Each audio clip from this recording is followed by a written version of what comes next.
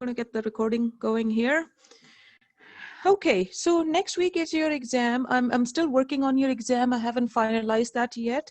Once I have the final layout ready, I will shoot everyone a quick email with whatever email address that you're registered with. It would go to that. So just make sure to check on that one. Okay, so your midterm exam is next Thursday, October the 8th. Now, your midterm exam is worth 20%. And most importantly, given the current structure and the online delivery system, it is rather hard to do any kind of deferrals. So please don't get sick on those days because there will be no deferrals. Okay, so the midterm exam is on Thursday, October the 8th. So be there, and it will be online. I'll share the details once I've just finalized everything, which hopefully would be sometime over the weekend. Are we good? Yeah. Will that be through Willy or the D2L? Oh, the exam? Uh-huh. Well, I haven't quite decided because Wiley actually just sent me some new information today. So just to be, just to be very transparent here, one of the issues that we as instructors have been facing with the online delivery has been, with the plagiarism. Okay, so that has been a big concern, and people are trying to work around that. So I haven't quite made up my mind as to how I want to structure that, because Wiley just sent me something this morning with some new information that they have launched some new features to lock the browsers. Okay, so I haven't looked at that yet, so I'll make sure I look at that and let you guys know. But right now, as it stands, I'm more inclined to do an Excel-based exam. But if that changes again, I'll let you guys know in the email. Sounds good. All right. Yeah. Hello. Sorry. Yes. Sorry, I was late. So when will be the exam? The test? Follow the schedule. The exam is following the schedule, October the 8th. Okay, thank you. Yep. So one more question about the exam. How long is it gonna be? Like an hour, 2 hours, or like what's the time that is planned to be done? Well, the exam as per the schedule is 6 to 8. So that will be a 2-hour exam. Right. And then we're coming back for class? No. Okay. Yeah, it'll just be the exam. And then we will meet the week after that on the 15th. Okay, thank you. Yep, no worries. All right, one thing to keep in mind with your exam, guys, is that, I'm not going to be available online to answer any questions with regards to the exam. All the information that you would need to complete those will be provided. Now, when the exams are done, make sure to provide that in a very legible format that I can follow what you have done.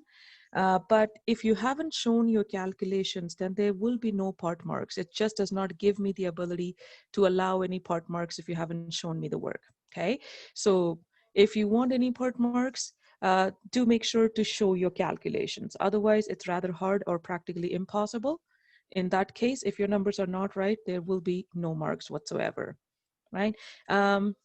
If the exams are done on Excel, just make sure that, plagiarism is an issue, and plagiarism can be as easy as just taking one of the templates that I've posted and recycling that. Okay, even if you delete everything, that still constitutes as plagiarism. So you got to be really careful when it comes to those things, because it's really not worth anyone's time. And, it doesn't go well for anyone involved in that conversation. Okay, so yeah, just be mindful of that. So at this point in time, I am, as I said, more inclined to upload the questions in PDF on your D2L, and then you would take your Excels, you would do the exams in Excel and then upload it back. Okay, so do make sure that all of that is done in timely manner. Any exams that come in late will attract penalty up until a couple of minutes late. But if anything is later than 8 o'clock, then the system will close, and then, it won't. I usually allow just a couple of extra minutes past 8, just in case if somebody is still in the process of uploading and stuff. But once the system closes, the system closes. Then there is no, accommodations for those. Does that make sense? Yeah. Yeah? Yes. Okay. How many questions? Alyssa, looks like at this point in time, the way it looks like, it will be 3 questions, but it could change. And as I was saying earlier, I will send out an email with the details once I have that finalized. But as it stands right now, looking at 3 questions. Right now, I'm not looking at any multiple choice questions. Any other questions, guys? So it's going to cover. Sorry, go ahead. It's going to cover 4 topics, including today's. 1, 2, 3, 4, and 5. Oh, so it's going to cover the 5th one too. And let's say it's going to Whenever be. you're in doubt, guys, there is the schedule is posted for a reason. All of this information is already on the schedule. So you guys got to make sure to refer to that. We are not deviating from the schedule. If there is any deviation from that, then we will talk about it. Okay. And but then otherwise, you have to follow your schedules for every one of these questions that are already addressed on the schedule, please. Yes, go ahead. So when you said to post our Excel answers, is there going to be like an assignment window? Where do we need to post in D2L? Once again, I will share that information once I have finalized all of that details. I will send that out to you. Okay, thank you. So normally it's gonna be same as the questions that we do in the class, right? Right, like examples or questions on Wiley, right? It's not gonna be something. Similar concepts, but it might not be the same question. Yeah. I only test what I have talked about.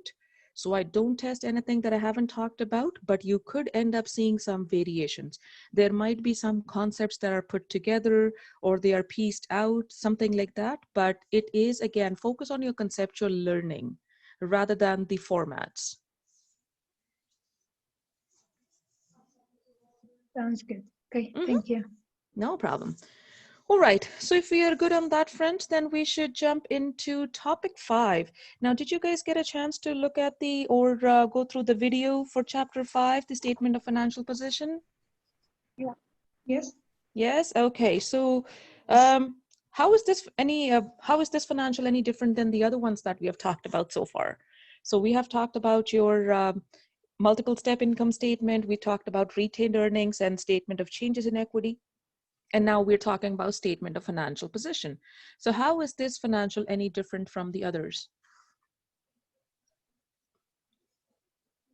This lists all the assets and all liabilities, current and non-current. Okay. Aggressive. It's cumulative. It's from the beginning of the company's existence. Perfect. Thank you, Georgina. So this is the only financial statement that is permanent in nature. So this is a skeleton of what your financial statement looks like.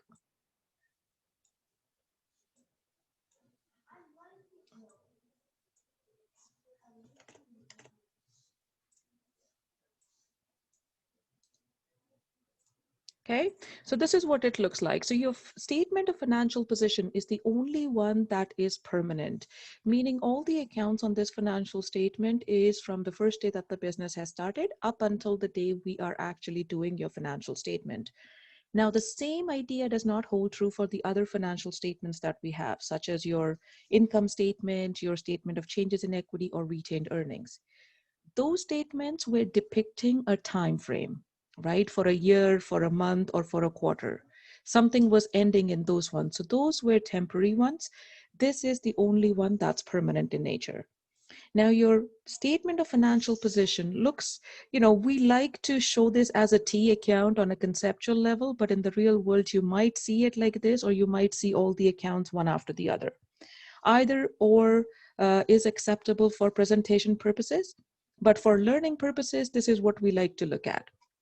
So on the The one of the basic ideas with statement of financial position is that your total of assets have to be equal to your total of liability plus equity account. So your T account should always be in balance. It shouldn't be out of balance. It can't be tilted to one side or the other. It always have to be in balance. Now, how do you know something is an asset? Because it belongs to the company, they have control over that asset and they can transform it into cash or help the company produce cash. Okay, that's perfect. So asset is something that the company controls. The company should have control of that item to classify that as an asset.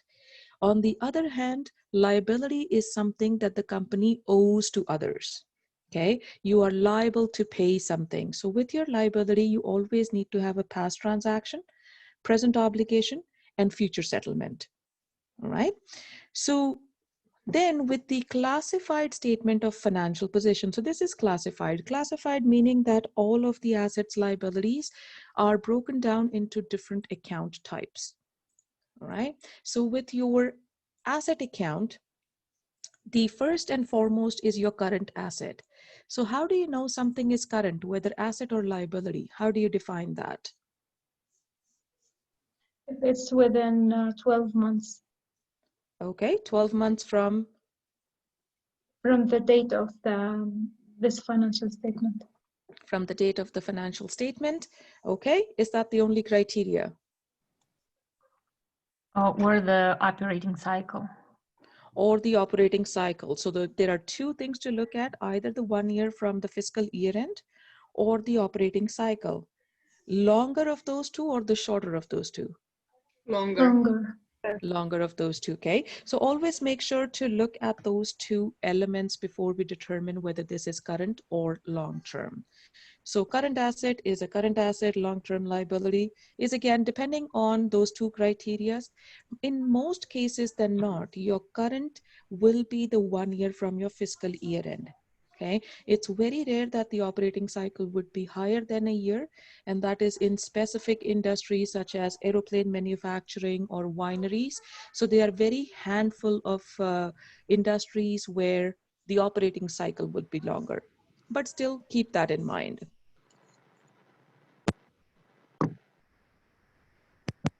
Okay. Okay, so, okay.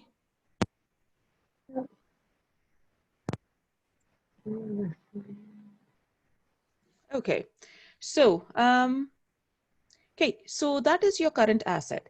What about your PP&E?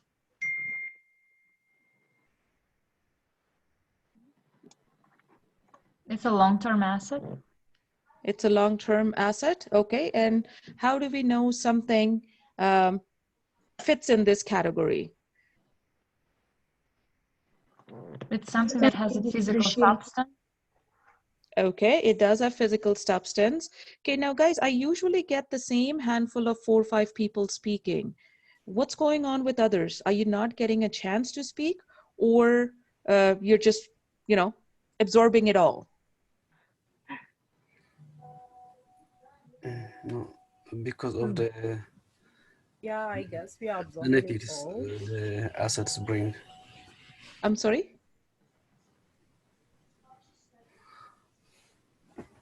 It's also going to be depreciated, like it can be record with the historical value, but it has to be depreciated. Okay, so okay, there are two things that we have to look at. The life of your asset has to be over a year, over 12 months period. Okay. Secondly, these assets have to help us generate revenue.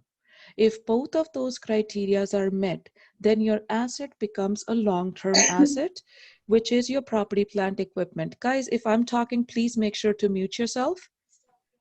Okay, it just creates distortion with the recording.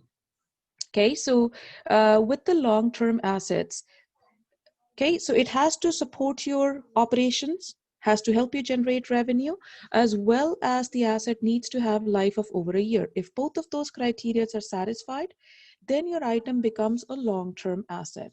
Now, with your long-term asset, depending on whether your asset has physical substance or not, It could either be property, plant, equipment, or you could end up seeing another category for intangible assets down here. And we will look at that later on. I think this example has it there. Let's look at this one. This has a better structure. Okay.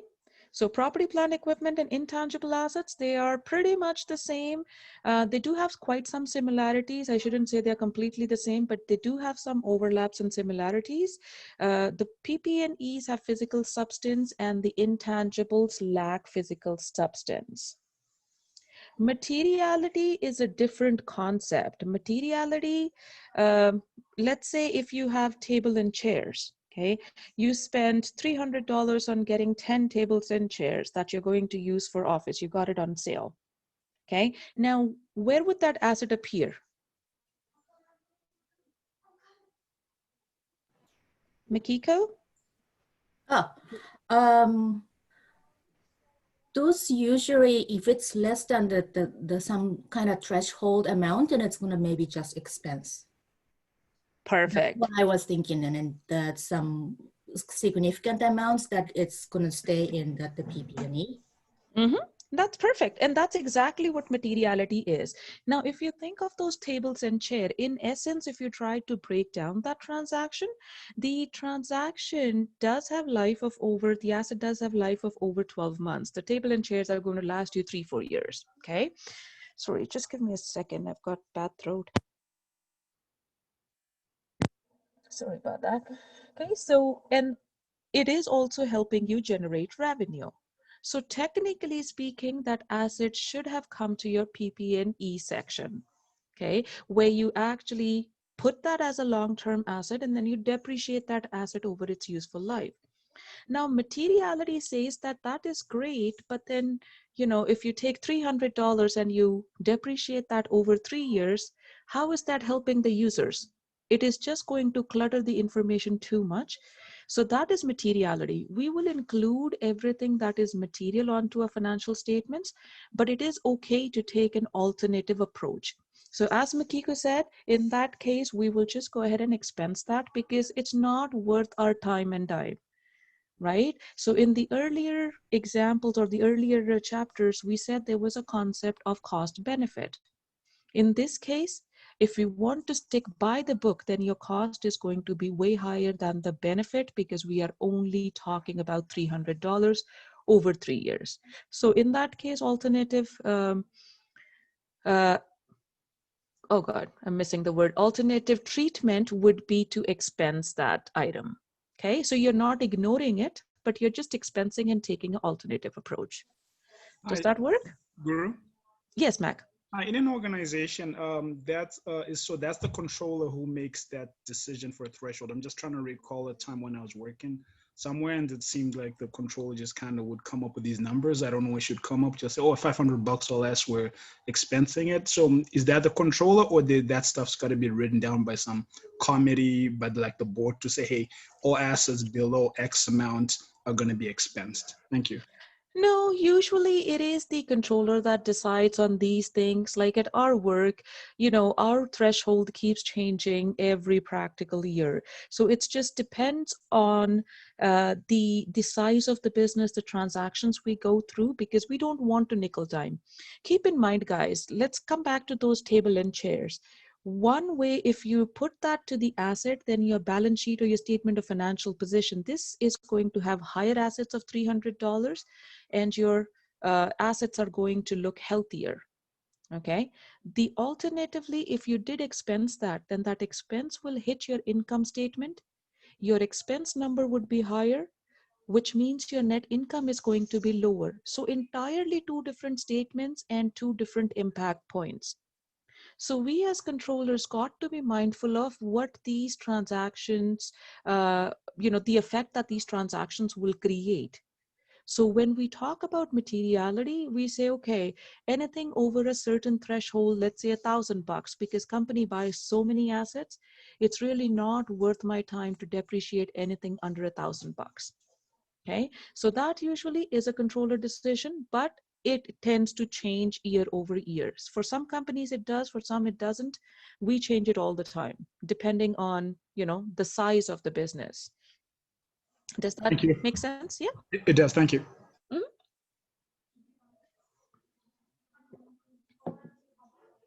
Okay. Okay, so that's your property, plant, equipment, and intangibles. What about the long-term investments? These categories, guys, have to come in the same order. So your current assets, long-term investments, PP&E, intangibles, they have to come in the same order. So long-term investment is when the business has excessive cash and they have invested in some other business. They have bought either some shares or some debt of another business, not their own. That is a long-term investment. Okay. Now down below the intangible here, one other thing that you could see, one other thing that you could see is the goodwill. Goodwill is can only reflect on the books when we buy a new business. Let's say when you're buying a business, what are you necessarily buying?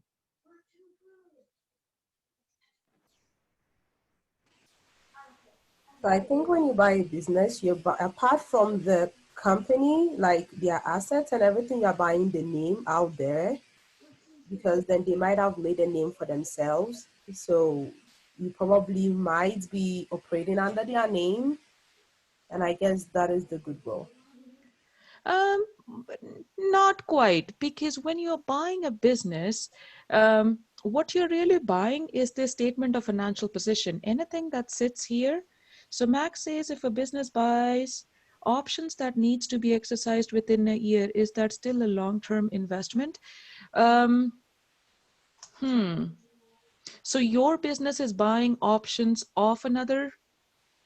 Yeah, like I think insurance companies, if I'm not mistaken, might do those kinds of things. So with that, or let's say it's a financial company, it's a statement of financial position for a bank or a trading company, whatever, they would be invested in those kind of securities. So if it's within a year, would that, if we're arranging our balance sheet or statement of financial position, do we put that on the line above the long-term investments if they got to be exercised within 12 months? Well, when it comes to the investment, one of the basic ideas is what is the company's intention? Okay, and we will talk about investment. This actually is going to be covered in the last chapter or the last topic of this course. So investments are driven by companies' intention. What is their intention and how do they plan to exercise that? Is their intention to exercise or use it within a year's time, or are they going to keep it for a longer term horizon? And then it depends on whether that investment was in debt or in securities. Okay, so depending on a few different variables and moving pieces, then we determine where that investment should sit. So we will leave that discussion for the later half of the course because that is quite intense and there are lots of moving pieces to that. All right. So right now for us, the investment is something that the business is investing in with the intention of making money. They have bought some stocks or some equity of another business that they intend to sell after the 1 year is up. That's why it is outside of the of the current asset. If the intention was to trade within the year's time, then it will become part of current assets. All right. So Guru, goodwill. Can I Sorry. quick ask you? Sorry, can I quick ask you a question about investment? So there is a new account that we were introduced this course. It's FI. I think it's FIOCI. Yeah, Right? FEOCI. Yeah. So that's how we call investments. We will look at that, guys. We are just talking about the conceptuals. These are great questions, but they will be addressed once we look at the numbers and examples. Then that way, at least we don't end up going in circles. Okay, so we will talk more about that when we come across that FEOCI. So just hang on to that one. Okay, thank you. Okay, so with your goodwill then, so when the company is buying another company, what they're necessarily buying is the statement of financial position. The basic idea with SFP, as we call this as SFP, this is how it's referred to, is assets equals liability plus equity. So necessarily in essence, then what you're buying is the assets. So let's say in a very simplistic term, you have paid $10,000 for a business and the assets of the business is only worth $9,000. The difference, the $1,000 additional that you have paid, is your goodwill. Goodwill can only come on your books as a last line item here after the intangible asset, but it will only come into play when this business has acquired another business. So goodwill only comes into play when you're purchasing a new business unit. The companies are not allowed to record their internally generated goodwill. That piece does not exist. Okay, so if you see a line item for goodwill, it has to mean that they had acquired a business. The goodwill should be placed like under the intangible assets, or it should be a separate line, like, a separate column? It will be a separate item. Okay. Mm-hmm. Thank you. So liabilities is what the company owes to people. The liabilities can be the current liabilities and the long-term liabilities. So determining that, keep that criteria in mind, whether the operating cycle or 1 year, the longer of those two. So based on that, we will determine whether your liability is current. If it's not current, then it must be long-term. And then on the right-hand side, the other section of your statement of financial position is shareholder equity. Now, shareholder equity is made up of your share capital, which is your common shares and preferred shares, your retained earnings, and your AOCI account. So that we will talk about once we have the numbers there. But this practically is your statement of financial position, and this is the one that's permanent. Once everything works out fine, your total of assets have to be equal to your total of liability plus equity. Are we good so far? I have Yeah. questions. Can I ask you a question one more, like regarding this goodwill? So basically, just to summarize, so we only book goodwill at that within that fiscal year that we purchased the business, and then we don't book it anymore? Well, once you book it, it will sit on the books, right? Yeah, it will just stay there and we Yeah. don't do anything with it. It just stays there? Well, no, the goodwill is tested for impairment. So impairment is the loss in value. Goodwill, see, for any long-term asset, anything that sits outside of your current asset section practically has to be amortized, or the value has to be fixed. Okay, so with the goodwill, you cannot amortize it because it doesn't have a fixed life. So at the end of the year, the company has to check for impairment, meaning that they will go through certain processes to say, is my goodwill intact? Does it still hold the same value as my books? If not, if the market value of your goodwill is lower than the books, then we call it impairment, and we will have to write it down. And after that year will be an asset? I'm sorry, what will be an asset? After, for my second statement financial for the next year, that goodwill will be an asset? I'm sorry, I'm completely lost. I don't follow that question. I am confused too, sorry. If I have a question on goodwill. if I buy something, or if I buy another company, and that will be my goodwill for this financial statement for this year, 2020. For my 2021, that company will be my asset, right? Well, keep in mind, guys, this is a permanent financial statement, right? So the numbers will flow from one year to the other. So you are answering your own question, Laura. Okay. Right? So if it sits here this year, it will be there next year as well, unless you change it. Okay. Right? So up until you have something, it will be there. And that's the whole idea of this statement. It's permanent. I have a question on goodwill, please. Mm-hmm. Why a company doesn't recognize it is goodwill when it operates before? Why goodwill is recognized when a company purchases another company? Why is that? Well, that is what the accounting standard is. That's not, there is the logical reason behind that is goodwill is a gray area. Okay. When the companies, we don't want companies to start inflating these financial statements, because the users are using this to make their decisions and assess the financial health of the business. Okay, so they cannot, as per the accounting principles, it is just not allowed to take the internally generated goodwill. If you have it, great, but you cannot put a number to that and bring it to your financial statement. That's the end of it. You're just not allowed to. Okay, yeah. Okay, because once you then starts the conversation, oh, why can't I treat my employees as assets? Because they are my asset. Every company calls their employees their asset, no matter how badly they treat them, right? Okay, so again, the same thing. How are you going to put a value to that? So we go with the whole accounting thing is based on the principle of conservatism. We don't mind the assets being lower than what actually the company holds. At least that way nobody's getting cheated. Yeah, it makes sense. Yes. Thank you. Can I ask you something? Like, if a company is buying like taking over a company, and it has already goodwill in the account, so it get added up to the previous goodwill. If a company We are not going there, Anjali, because that is an advanced concept, and that is explored in the advanced financial accounting course. So you guys can learn all about that there. So we are not even going to touch on it. Okay, no problem. Thank you. Yeah, it's a good question, but it's not relevant in the context. Okay, sure. I have a question. And if you sell it, so the goodwill will be raised as well? Same thing. If you're selling it, that becomes somebody else's problem, and we are not covering that piece either. So let's just stick to what, I mean, and these are great questions from the learning perspective, guys, but again, we don't want to lose majority of the crowd But it's trying to discuss that. Okay. Sorry? But it's advanced, right? Course.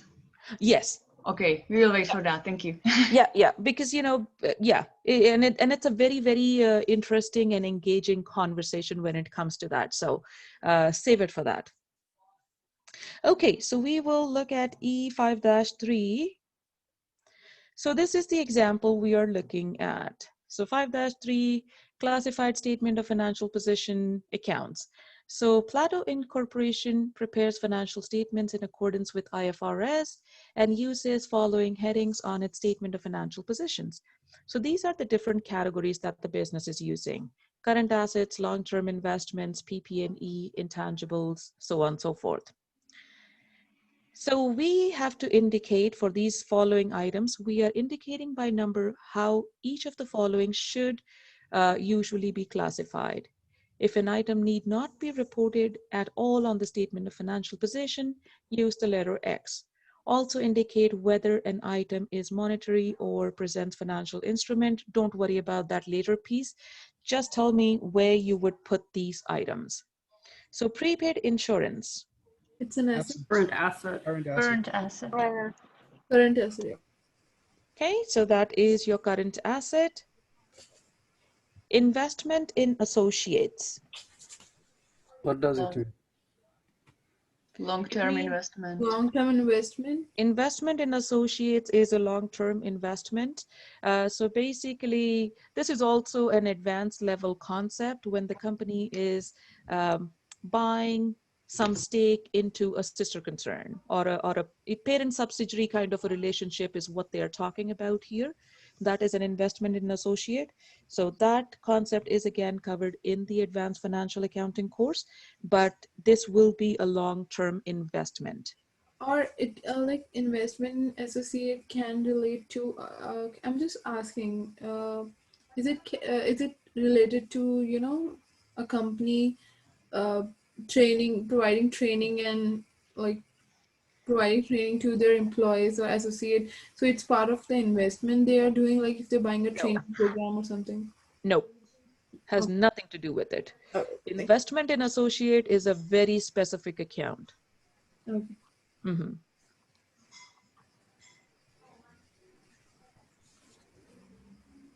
All right. Okay, so that's a long-term investment. That's number 2. Unearned revenue, the portion earned next year.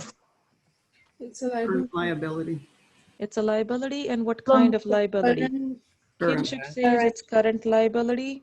Okay. No, it's the current. Advances to employees. Wow. Current asset. An asset. Yeah, an asset. Even, what's Okay. this? Even this one, this account. I'm sorry, what? Sorry, I don't understand what it means, advance to employees. The company has given advance to its employees. So how would they show that account on their financial statement? They pay them some amount of money. It's not full salary, but it's just portion, right? Do I understand correctly? Yeah, yeah. Okay. So that is current asset because they will be paying, Paying back. Then you will recover it from the employees. Yeah, exactly. That's what it is. Because the employee requested? Yep. Oh, okay. Yeah, you know, like my company, we actually have multiple companies, and we have some Canadian and the US ones. So I have never had to deal with advances to employees in the Canadian side of things, because here we just go deal with our salaries and stuff, right? But in US, it is such a common request. Oh God, it's just such a pain, because those employees keep asking for advances.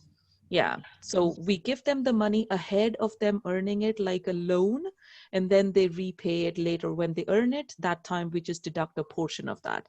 So that is what an advance to employees is. So for the business, it is a current asset, because you tend to recover that within the 12-month period. And here we are just assuming that your 12-month is higher or the longer of the operating cycle and the 12-month period.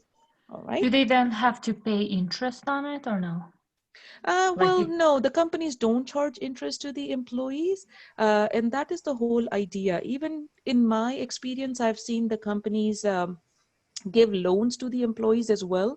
The advances are usually the smaller amounts, 500 here, 1,000 there kind of thingy. The loans are a bigger chunk, like a $10,000 loan. The companies tend not to charge the interest, or if they do charge, it's a very nominal rate. So that's the whole idea. They want to provide some benefit to the employees to say, look at how good we are, and for the employees, it's a benefit. So they want to retain the employees. So basically, that's what the tool is used for. I would say it's most common when it's the salary, it's month to month. Because here in Canada, we have like every week or every second week. But I know it's in Europe, it's kind of like common, because in some states they are month to month and the people are asking for the advances. And that could be it. But the context that I was talking about it, my US employees get paid every 2 weeks as well. But those guys just can't manage it. Okay. But you know what? That actually is a good point, because in that context, it makes perfect sense. Something unexpectedly comes up, and that's what it is for. So anyways, so moving from D to E, unearned rent revenue portion to be earned in 2 years. That's a long-term liability. It's a long-term liability. Everyone agrees to that. So let's just go with it. Intangible asset, that's a copyright. Intangible asset, Long-term asset. Intangible asset. Intangible asset. That is an intangible asset. Perfect. Well, it's answered. Okay, perfect. Petty cash. Current asset. Current asset. Current asset. Current asset, yes. Perfect. Petty cash is current asset. HST payable. Current HST liability. Current liability. Okay. HST is harmonized sales tax. Okay, so that is the tax that the business has collected and they are liable to pay to the government. So that is always a current liability. Accrued interest on notes receivable.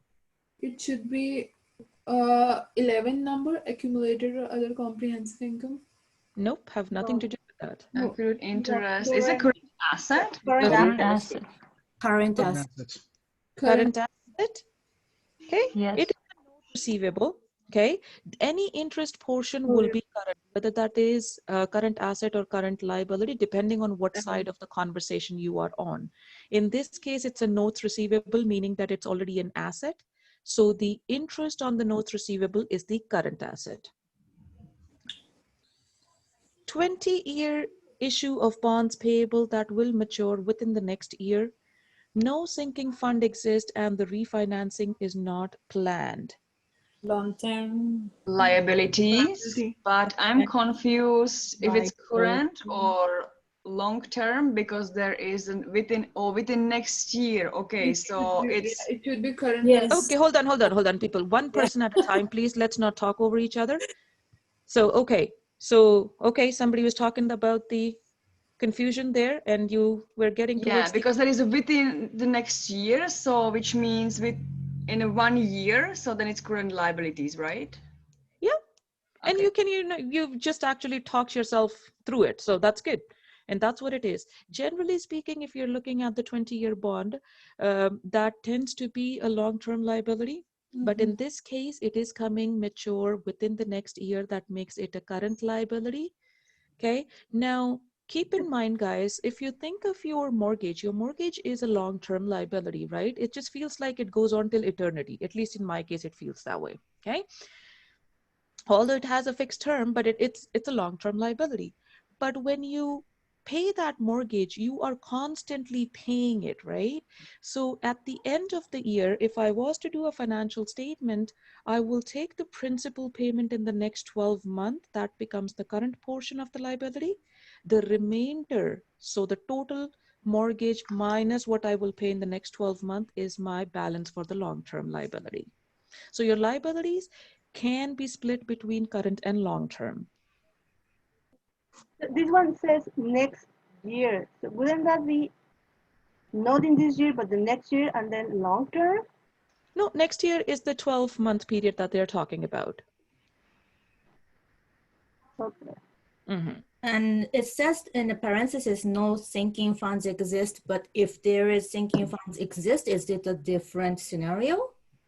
Well, if there is a sinking fund, so sinking fund is, as the name suggests, it's a sinking fund. What that is, so some companies are required to set up a different account. Okay. So sinking fund basically is just setting the money aside to retire a liability. That's what it is in a simplistic term. So some companies are required to do that as part of their financing agreement. Okay. And others don't have to. So it really depends on, generally, again, keep in mind, the companies don't function from the goodness of their heart, right? Their sole intent of existence is to make money, right? So they will not set up a sinking fund, because sinking fund is saved cash that is put aside just for retiring that liability. That means they can't touch that sinking fund. Okay, it's restricted cash. So the companies don't like to do that unless the agreement makes them do it. So if the bank makes them do it, then they'll set up a sinking fund. If there was one, then the sinking fund would be a current asset. Okay. Machinery retired from use and reclassified as held for sale. What does this remind you of? We talked about this piece. No, what is this? We talked about this piece last class. Discontinued business? Discontinued operation. So machinery retired from use and reclassified as held for sale. So held for sale is what? Current asset. It is a current asset. Perfect. And Prabdeep is asking, is ARO a sinking fund? Asset retirement obligation has nothing to do with the sinking fund, Prabdeep. ARO is when the asset is retired at the end. Let's say in our case, okay, I'm just using my example. Our company does the mining. We are into mining. So we do the pit mining. So at the end, once we have mined from that area, as per our agreement, we have to restore that land to a certain level. Okay, we have to bring it back up, we have to put some grass on that, and we have to bring it to a certain condition. So that is our asset retirement obligation. So whenever that asset comes to the end of its useful life, what is the cost associated to seeding and restoring that land becomes my ARO, asset retire obligation. Sinking fund is entirely the cash balance that you are restricting to retire a liability. So two different conversations there. Good. Okay, so machinery retired. Okay, so that is your current asset. Fully depreciated machine that is still in use. Okay. Property, plant, and Property, equipment. plant, and equipment. Okay, PP&E. But if it's fully depreciated, do we still keep it in the books? Does anyone want to answer that? Yes. It's usually have a, how do you call it? Residual value? I think so. Okay. Even don't if there think is so. no residual value, then what? So fully If depreciated it's still using it, if it's still using it to making money out of it, then its company's in control. Yes, that's asset. But how do we keep it in the books, like the beginning cost and then fully depreciated amount, which is kind of we're gonna, you know, if it's a 42,000 and then 42,000 of accumulated depreciation, it's gonna zero out itself. That's right. Basically. Okay, Yep. thank you. Yep. So the net book value of your, or the carrying value of your asset will be 0. But if your asset is still in use, if the asset is still with you and it is in use, then it would always show up on your statement of financial position. We only take the assets off our financial statements, that is called as derecognition, when those assets leave the business, whether they were stolen or burnt or lost or sold or whatever, you know, whatever the case is. If the asset leaves the business, that's the only time we will take it off our books. Otherwise, it will stay there. Okay. God, where was I? Investment. Oh, no, N. M. No, investment. No. Investment. Okay, M. So investment in bonds that will be held until their maturity in 2 years. Long-term investment. Long-term investment. I have Accrued interest on bonds payable. Current liability. Yeah. Okay. Interest is always current. Perfect. Salaries that the company budget shows will be paid to employees within the next year. It should be current liability. Anyone else? Current liability. It is not relevant. When you call something a liability, there has to be a past, present, and future. Yeah, but I suppose that will be a asset because it's a money that you have and you want to use next year, no? No, lovelies, you guys are not listening to me. It's nothing. It's not relevant. Okay. There is no transaction. It's a budget that we're talking about. Okay. Right? Are you paying somebody? No. Salaries that the company budget shows will be paid to employees within the next year. So it's not relevant. Okay. It only becomes a liability when the employee works for you and they have earned the money. They have earned it, but you haven't paid it. That's what makes it a liability. And this is where we really got to understand the fine features of these categories to say how they are different from each other. Okay. So here, it's not going to be on your statement of financial position. It's neither an asset, nor a liability, nor an equity. It's something on the budget side. We're just doing future planning. That's what it is. Accumulated depreciation related to equipment. Plant property equipment. This will be a contra account to property, plant, equipment. Accumulated unrealized gains on securities accounted for under FVOCI model. Is it like accumulated in other comprehensive income? Other comprehensive income. Accumulated other comprehensive income, this number 11, AOCI. Bank demand loan. Long-term borrowing. Liability. Long-term borrowing, yeah. Liabilities. Current, non-current liabilities. If it's on demand, then how can it be long-term? So if the bank says, right, if the bank, okay, let me speak, guys. So if the bank says, pay me today, then it's not a long-term liability. It's as of today. You have to be ready to pay that as soon as the bank says, pay me. So anything on demand is a current portion. Okay, so this one is current liability. Land held for speculation. Long-term investment.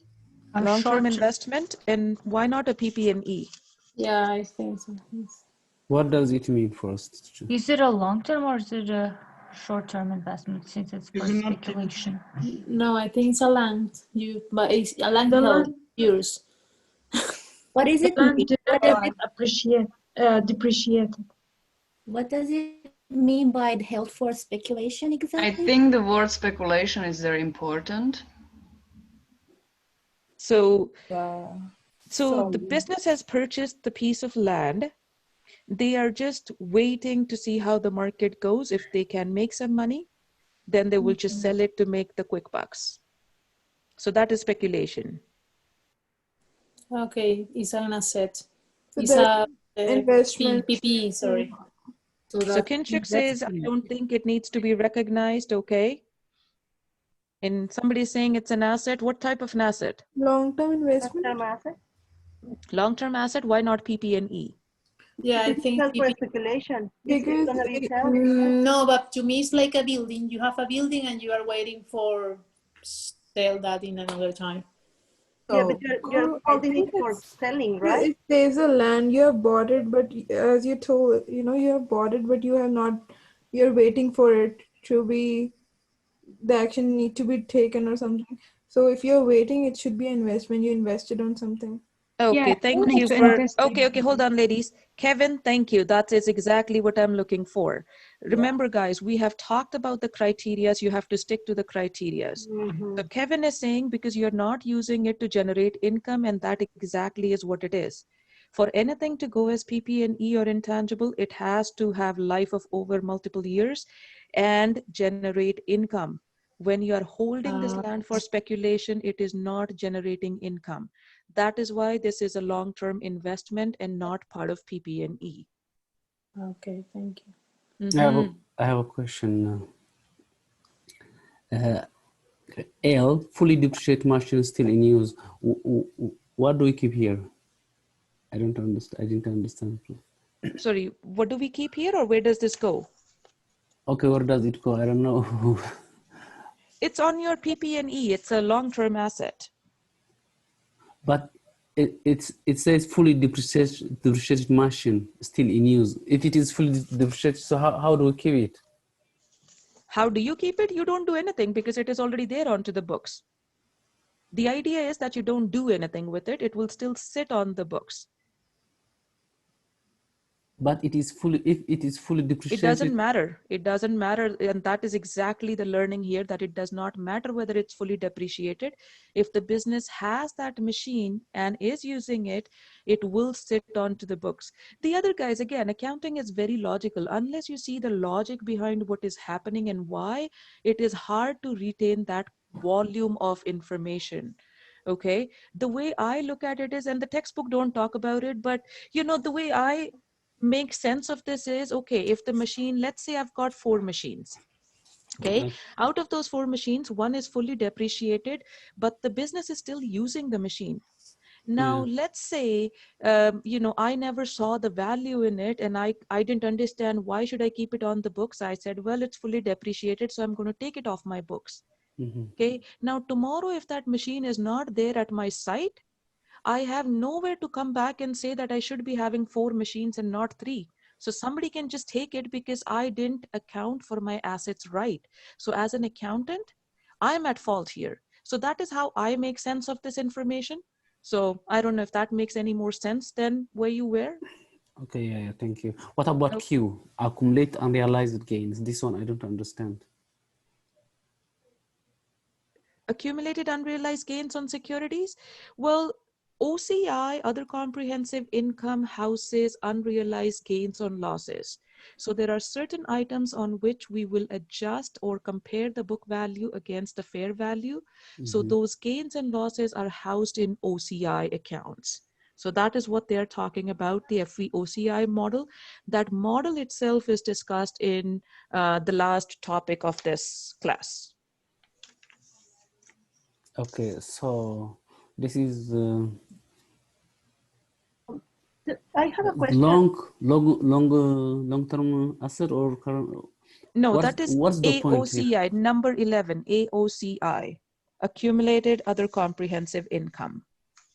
Okay, okay, okay, thank you. Okay. All right, let's move into P5-2.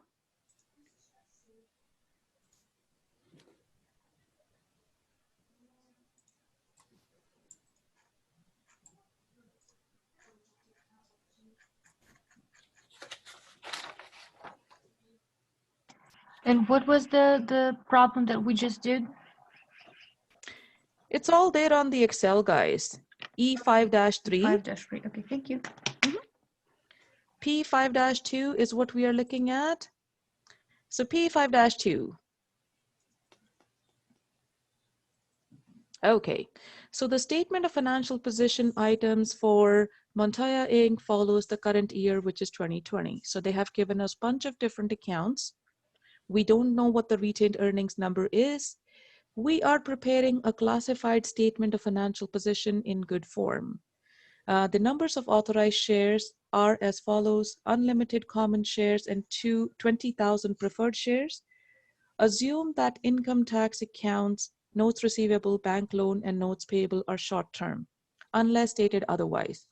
And the FVNI investment are stated at fair value. So that is fair value through net income investments. What additional disclosures would you expect to provide for the rental obligation? Okay. So we are preparing our statement of financial position. Usually a good idea to just come up with some sort of a skeleton. Okay, so the name of the business, name of the financial statement, and the date it is presenting, or the time period that it is representing. This is the permanent statement, so it always will be as of a date. Then we put down the categories for our assets, liabilities, and equity accounts.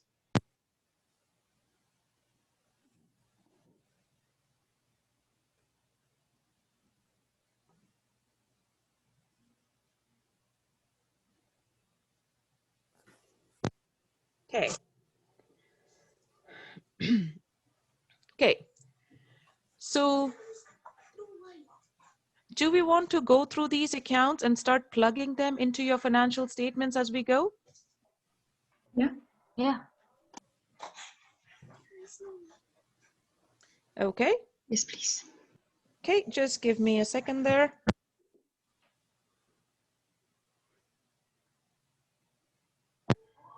God, I'm trying to ask my kid to put on the light and oh. Anyways, so let's put these as we go. Goodwill for 125,000. Will be the last one under assets. Sorry, as an asset? Yes. What type? It's actually separate. Goodwill. It's the last one. So it's current assets, then is the property plant equipment, there's, everything else, and this will Like be here? Yeah. Okay.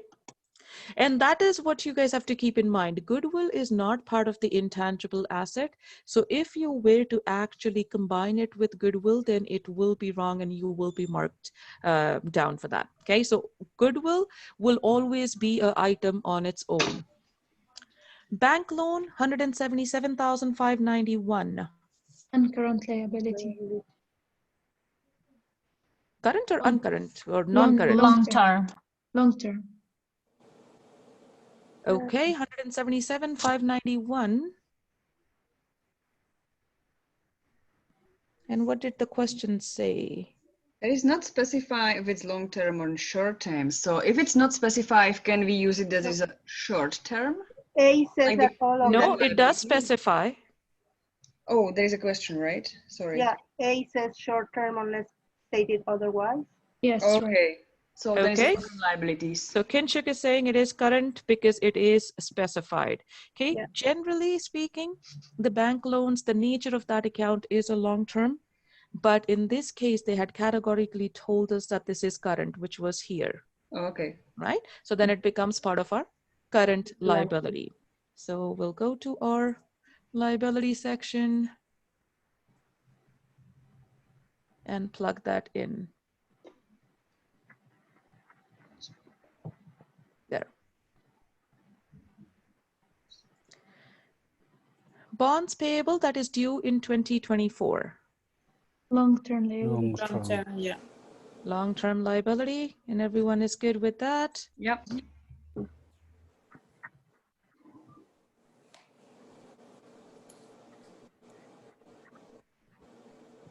Cash.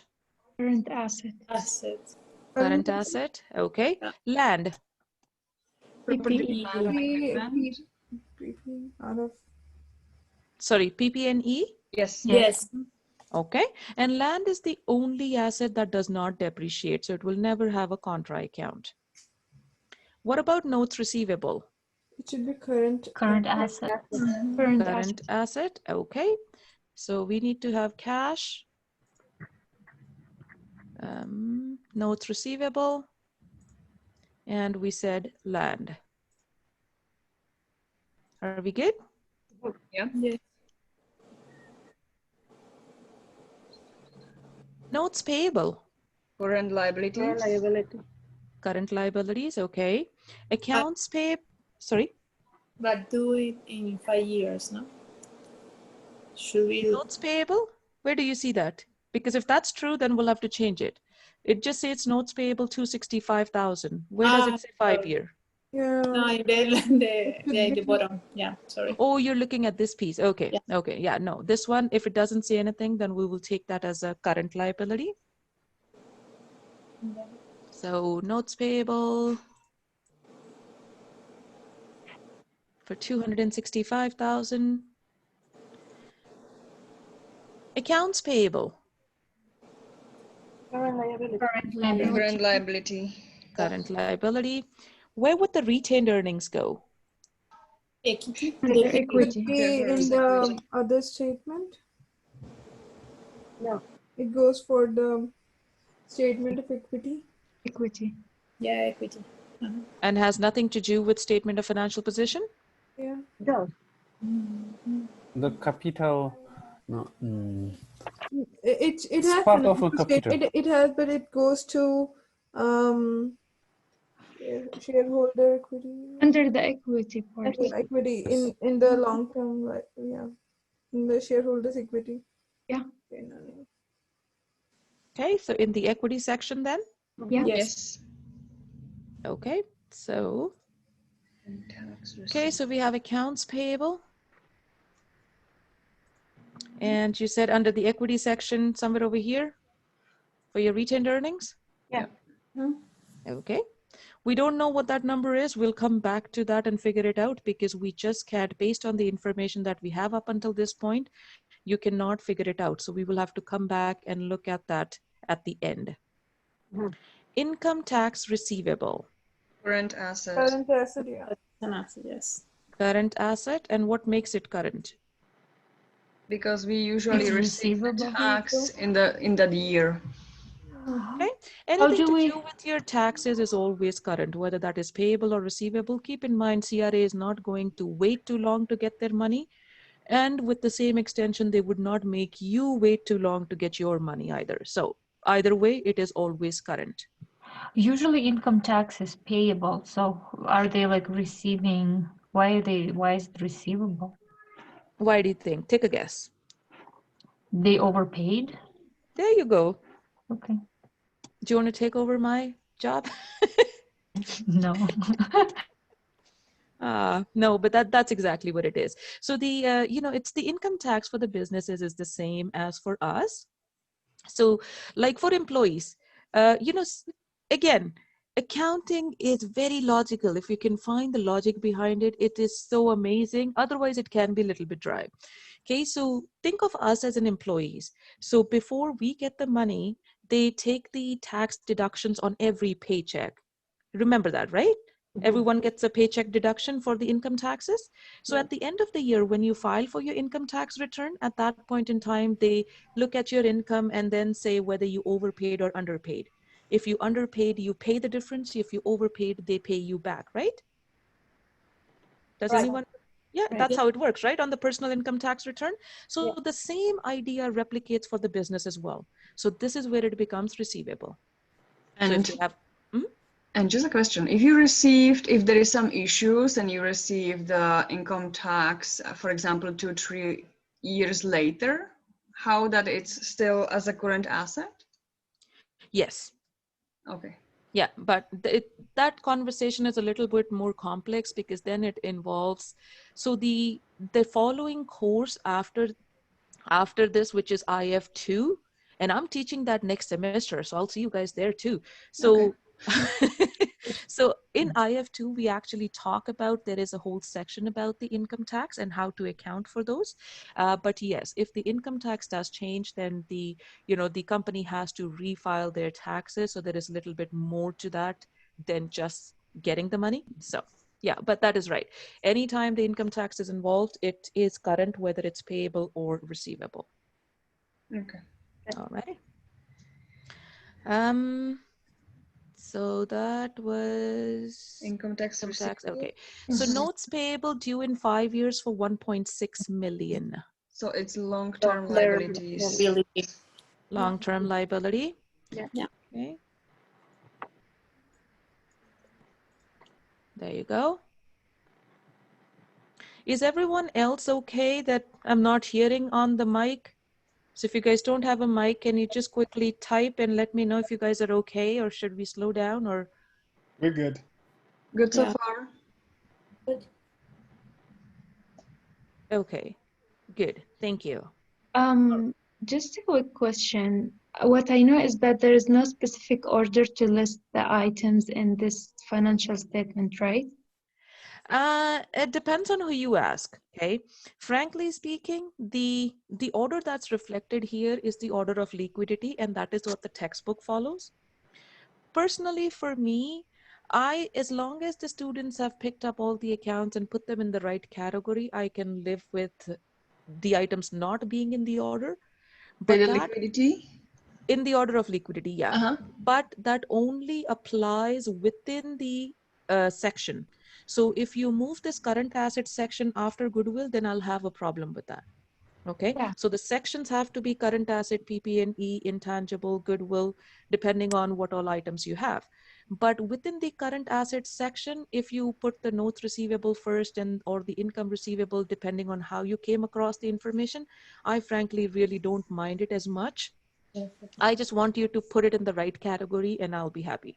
Okay, so as long as we are good with the current assets to put them properly, then you kind of like don't mind if we don't put them as liquidity in exam, right? Yeah, but I think in Wiley Plus there is a order. If you don't put it in order, that the answer get wrong. Because when I was using Wiley Plus in my previous accounting class, so you have to be in a specific order. Yeah. That's Wiley. I'm asking Guru. Yeah, I'm telling you. Yeah, I know, but I was Like, I telling mean, you if why. we place them in a like correctly, but not exactly as the liquidity, would you mark it as a okay? If we do this exam in Excel? I think that is a good Question. view for that.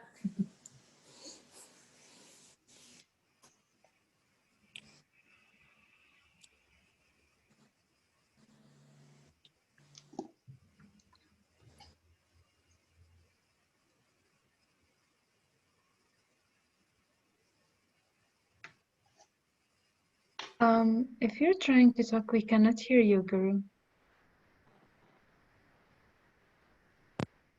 Oh God, I went through all of that. By I don't know, yourself. how did I mute? Yeah, I know. I just, yeah. Okay. We're just Okay. wondering that you were quiet so long.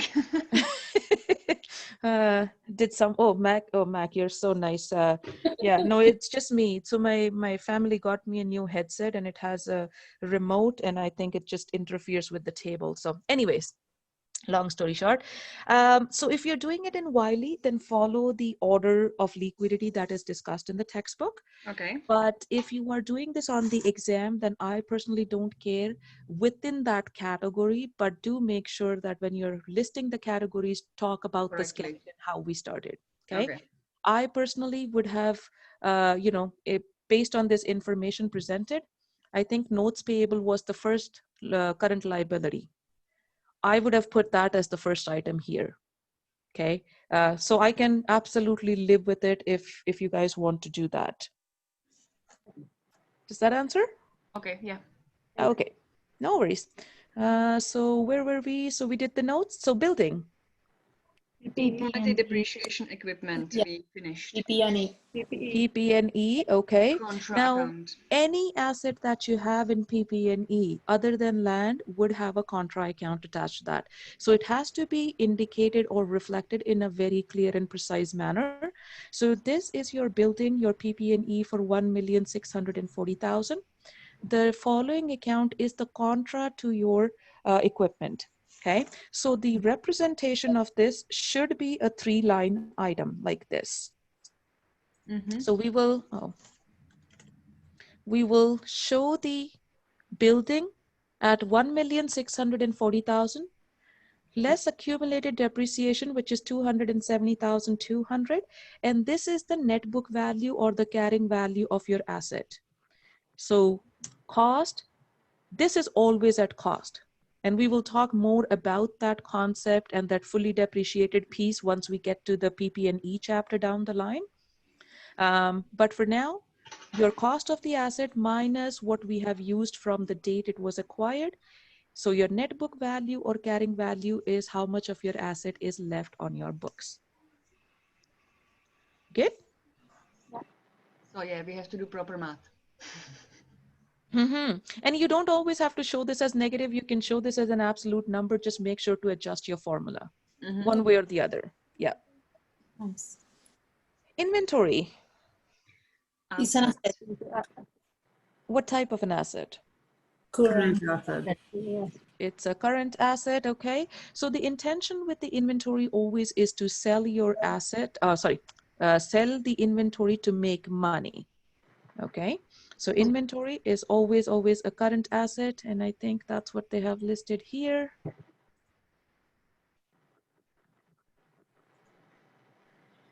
Income tax payable. Current liabilities. Okay, taxes are always current. So current liability in this case. The rent, sorry, I missed that part. Oh, the rent payable? Oh, sorry, I missed that. Rent payable for 45,000. Long-term liabilities. Oh, current. Current liability. Current, why? Because it's the rent. Because nobody's going to wait for over a year to get their rent, right? They'll kick you out before that. Yeah. Right? So it's current. Okay, so then we did income tax payable, rent payable, that is long-term for 480,000. Okay. That is long-term because specifying. Okay, I skipped that. Yeah, this is long-term liabilities. Yeah. Okay, so there are two rent payable accounts reflected. One is current for 45,000. The long-term is 480,000 because it categorically says it's long-term. Why would you have a long-term rent payable? Well, this could be a long-term commitment. Say, for example, we have a contract with the building? Yeah.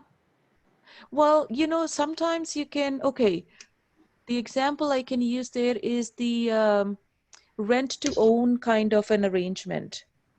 Has anyone heard of rent to own? Yeah. Rent to own is not very common in Canadian context, but in UK, they are quite common. Okay, so in Europe, they are quite common. So what it does is you can rent something and towards the end, they will give you an option to buy that asset and keep it. Okay, and that rent amounts that you pay is pretty much like a mortgage payment that you're making, but you have an option at the end to buy. It's not in commitment like a mortgage. It's like that's where it's different. It's like a lease in a car? Well, with the leases are a little bit different because with the leases, there have to be a commitment. Okay, the lease is like a marriage. There has to be a commitment that you will keep the asset or you will return the asset. You have to pick one lane or the other to say what you're going to do with your asset at the end of its lease term, right? So for example, if you leased a car, so you have to decide whether you're going to keep that car at the end or you're going to, return it. Right, but rent to own is it's like a living relationship with all the benefits. Okay, so I know It's weird. I can give an example that happened with the business that I'm working at. If you want, I can give. Oh, sure, go for it.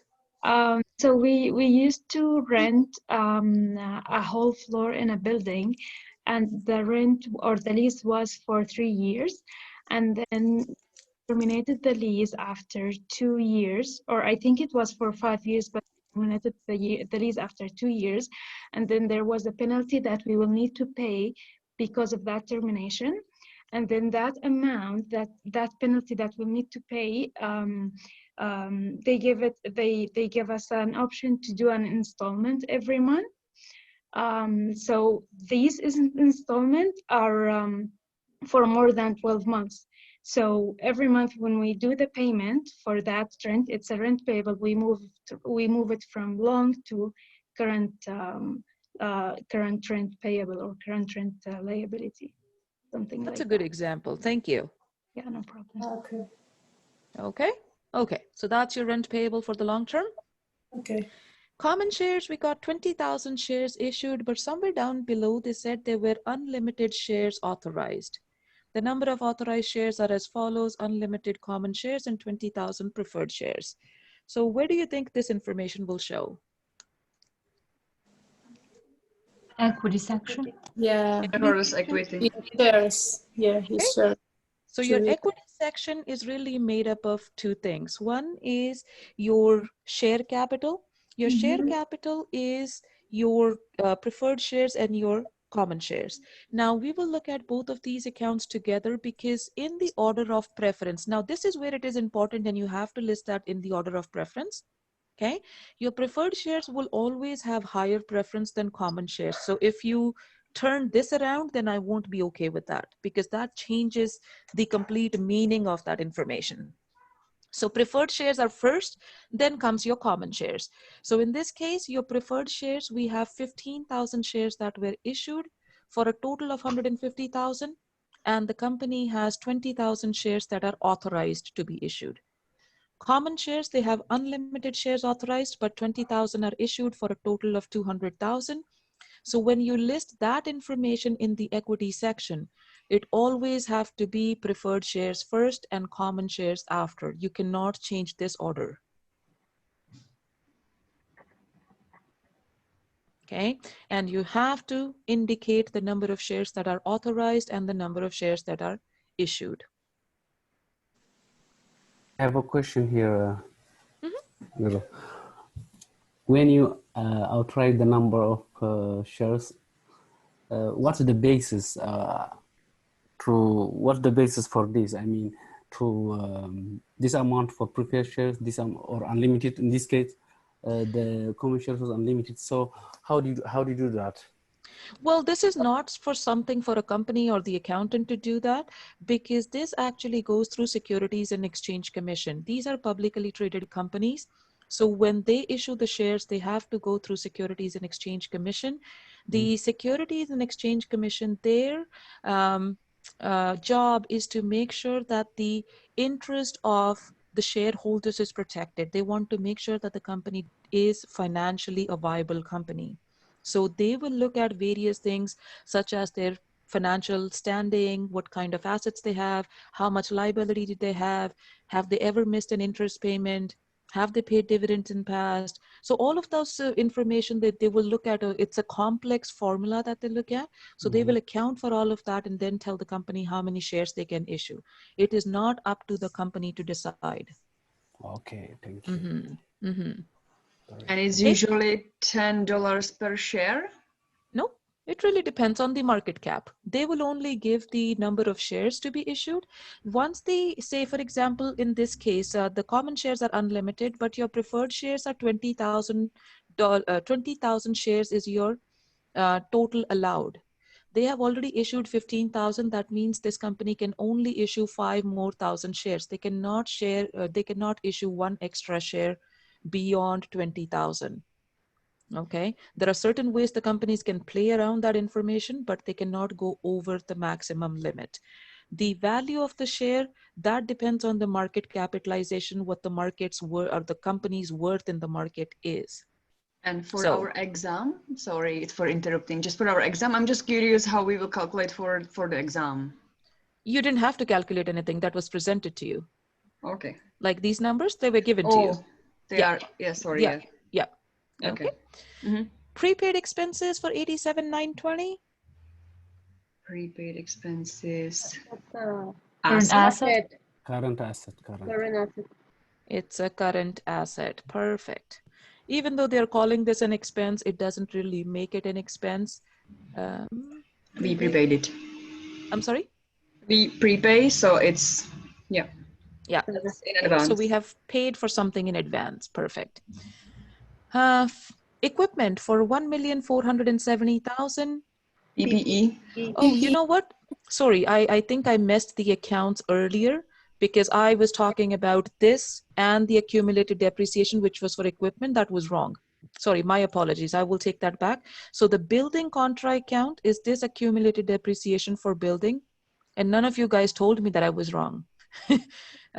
So this equipment account has the contra account of this. Yes. 292. So just be mindful of that on the exam. Don't be me and mess that up. Okay, that will be wrong. So you have to attach the correct depreciation account to the parent. Okay, like I can't have someone else's baby. Pretty much the same idea. That's funny. Okay, I know. So I've got fair value through net income investment. What do you think of this?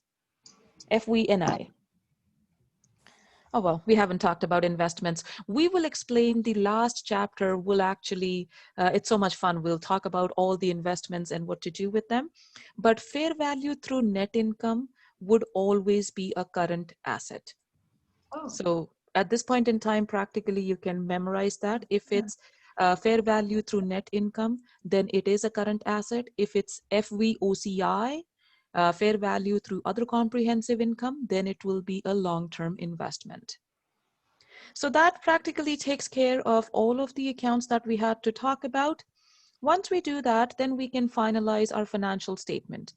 Any category that does have multiple items, we have to show the subtotal.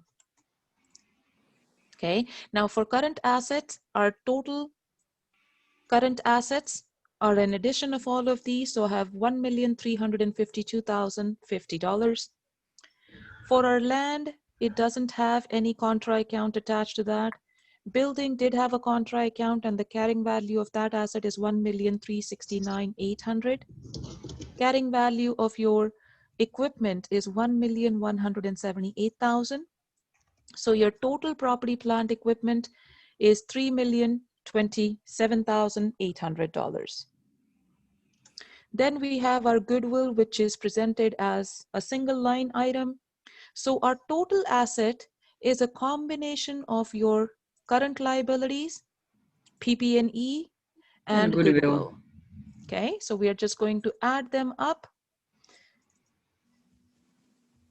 $4,504,850.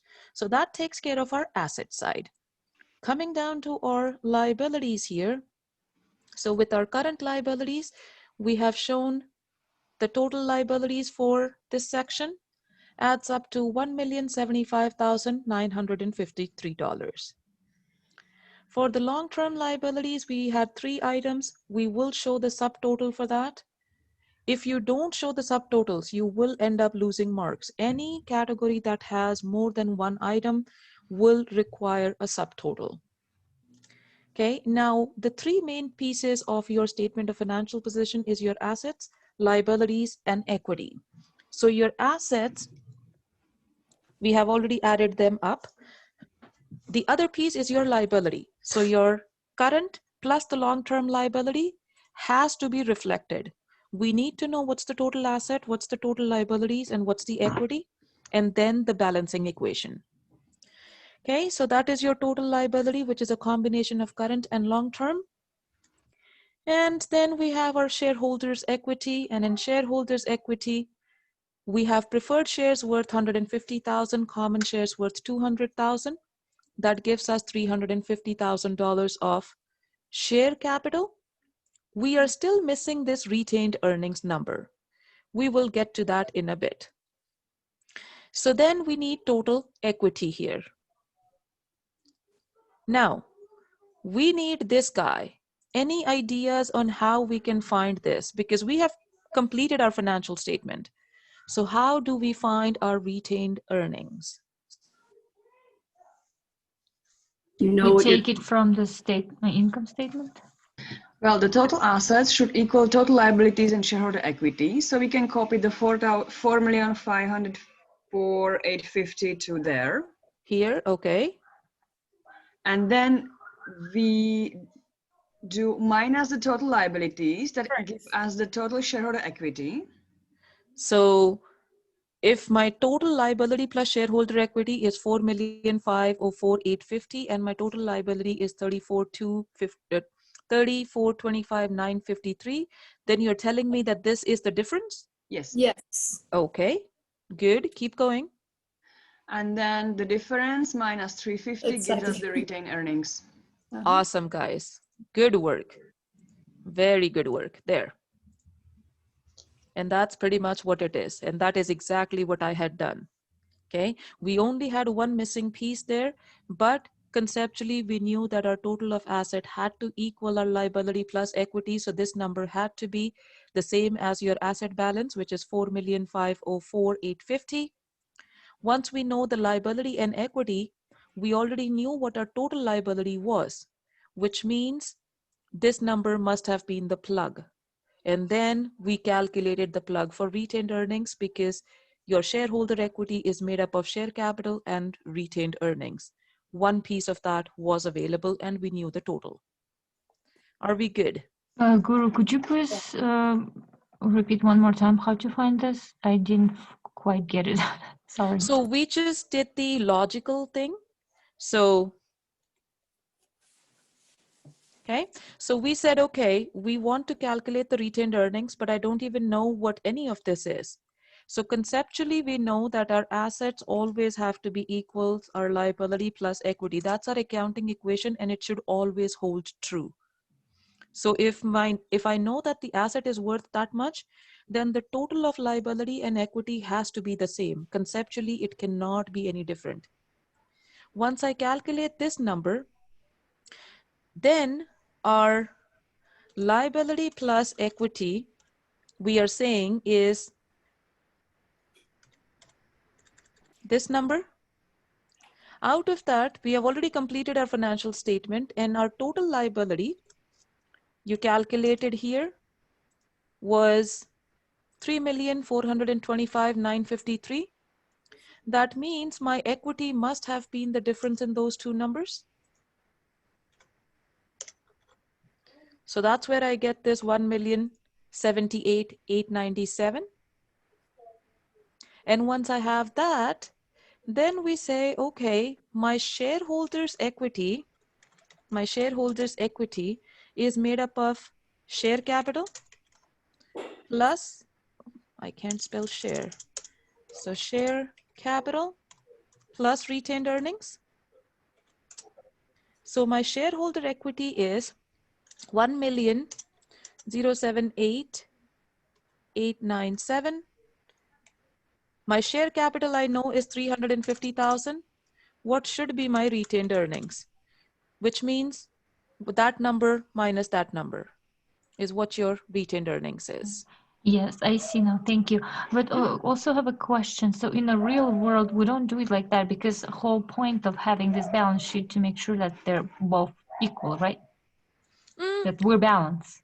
True, true. In the real world, we don't figure out plugs. Yeah. But again, what we are trying to learn as accountants is how to make sense of that information. So we don't want you to freak out if you have a piece missing. We want you to say that, okay, what's my logical flow of information and how are these things flowing and affecting each other? So we want you to focus on the logic behind that information.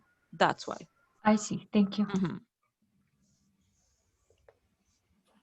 Any other questions? Before we jump into the last one, E5-8.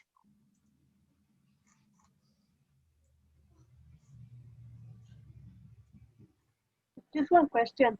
Mm-hmm. So for the test, if we do a spreadsheet just like similar to this one, would that be considered plagiarism? Well, if you do a spreadsheet of your own in the exam, then no. But if you take this and wipe out and use my template, then yes. Does that make sense? Okay, yeah. Okay. Keep in mind, guys, plagiarism is such a finicky thing. We can actually go back and check when you guys actually created the file. So if you had pre-made the file, that is plagiarism. Okay. Uh-huh. So we I have to know. copy paste your data to our spreadsheet, which we create in our computer. No, no, no, no, no, no. You cannot copy paste my data. That's exactly what I'm trying to get at. Okay, Guru, how do you make this gray line in the middle? Oh, this one? Yeah. I just select that column. I just reduce the length so that I can show that and And then change you. the color here. Oh, I see. Yeah, Thank you. we can make it black. Thanks. Okay, and on the exam, guys, don't spend too much time on making things pretty and stuff. But yeah, do what you got to do to survive. But give me some legible format to work with. But you do want those lines, right? Those It usually is underlines? a good idea, but again, I don't get overly sensitive as long as I can follow the flow of information. Because keep in mind, you're going to have limited time on the exam as well. Okay, so I don't want you to start highlighting, making it bold, putting some pretty colors for me. I would love that. I would appreciate it, but not the best use of your time. So do what you got to do. Showing our work would be just the formula. Like if you go to the cell and see what formula we use, would that be showing our work? So Excel is an amazing tool. I don't know if I mentioned this to you guys, but Excel is widely used in the industry. So highly recommended that you spend some time and effort on learning Excel. It will pay back, okay? If you are using Excel and you're using formulas, then you do not need to do anything over and above this. So if I want to say, okay, you know what I did was I used the wrong account earlier, right? So let's say if this is what I did and my everything flows out then, right? So then I'll say, oh, that's wrong. So why is that wrong? That's because they did this. Ah, this is wrong. So I can go back and make sense of that. So over and above, you don't have to do anything. But if you are using Excel as a typing tool, then there will be a problem. Because I often see students use the Excel, because I keep asking them to use it, but they just go ahead and type out all the numbers. They don't use formulas or functions. And in that case, if it's wrong, then it's wrong. And if you haven't shown your work, let's say if you just typed this in, if this is what you typed, it's wrong. And I go to the cell and say, okay, it is just a number that you typed and there is nothing to go by. Well, then it's too bad to sad. Okay. Does that make sense? Yeah, thanks. Kinshuk, that is a fine line, but again, okay, between now and your exam, guys, you want to spend some time on your formats, okay? Pretend like you guys will be writing these exams in an actual setting. Those guys don't get any of these resources. So come up with the format that you want to go with, because up until this point in time, all we have talked about is making the financial statements. So guess what? That is what's going to be on the exam, right? What else could there be, right? We have only talked about the financial statement. So that is what's going to be on the exam. So make sure that you have some sort of a skeleton to work with. Try not to pre-create your templates. It's going to be a problem. Don't copy paste. That's a problem. All right. So going to 5-8. Okay, so is the format still working out fine? We can just discuss the accounts and then bring them wherever we need onto our financial statements. Is that still a good idea? Yeah. Yeah, okay. This one is a little bit more work, but let's see. Cash, 205,000. Current asset. Current asset, okay. Always the first item. There. Okay, by this time, guys, at intermediate level, it is given that you will need the title to your financial statement. Whether or not I mention that, it has to be there. Okay, I've shown you one on the Excel. If I don't mention it, you still have to put the title. Okay, in this case, sales revenue is 8,010,000. Do we need to do anything about that? No, it goes into No. income statement. Goes to income statement. Okay, so we are preparing statement of financial position for the December 31st, 2020, so we don't need it. Okay. Fair value through net income investment, which is at fair value. That's awfully nice of them to tell. But the whole idea of FV is that it is fair value. Okay, so fair value through net income, 153,000. Where does this go? Current Current asset. That's it. Current assets.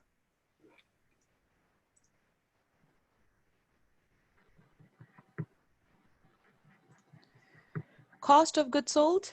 Not relevant for our statement. Sorry, do that again. So we don't use for our statement because it's income statement. Okay, so which financial statement does it go to? Multi-step income statement. Okay, so income statement is where it should go to. Perfect. Bond investment at amortized cost. Long-term investment. Long-term investment. Long-term investment. Okay, perfect. So bond investment is a long-term investment. Bonds are always long-term. If it's an investment, then it becomes a long-term investment. If it's a bond payable, then it becomes a long-term liability. FVOCI investment, the fair value is $345,000 and we have it at $277,000. Long-term investment. Long-term investments, okay. For how much? 277 or 345? 345. 345 because that is the fair value. Okay, so your FV through NI, fair value through net income, that number is already adjusted. So 153,000 is your fair value. But here, the book value of this asset is 277,000, but it should be shown at the fair value. That's the whole idea with the FVOCI investments. Any FV investment is at fair value. So our investment will be worth $345,000. So that will become part of this, but let's highlight that in red because we might have to come back to that since our book value is only 277, right? 277,000, but it should be at the fair value of 345,000. Sorry, what's that? What we are doing with the difference? We will get to that. Okay, thank you. OCI means? What does OCI mean? Other comprehensive income? Okay, or maybe, you know what, let's talk about the difference now, since we're talking about it. What do you think will happen to the difference? Where would it go? It's gonna go into gain from invest. Yeah, it's gonna be Gain on OCI. Perfect. On Okay. OCI. So OCI is a section. If you think of your comprehensive income statement has a separate section for OCI, right? So this is where that difference is going to go. Okay. Now, income statement, as we said, is a temporary statement. It then, through the closing process, is closed towards the permanent accounts, right? Do you remember the closing process that we discussed in appendix? Yeah, I understand. Right? That. Yeah. So OCI is a temporary account which will be closed against AOCI. So AOCI here, I've made a section for that. And this is where our FVOCI investment difference is going to be adjusted. We will complete that transaction in a bit, but it will flush to AOCI account. AOCI is a permanent counterpart of your temporary OCI account. OCI is temporary, AOCI is permanent. So 345,000 minus 277,000, and it's an increase because our investment is going up. If your investment was coming down, then that number would have been negative. All right. Okay. Then we got notes payable that is due in 6 months for 98,000. Current liability. Liability. Current liability.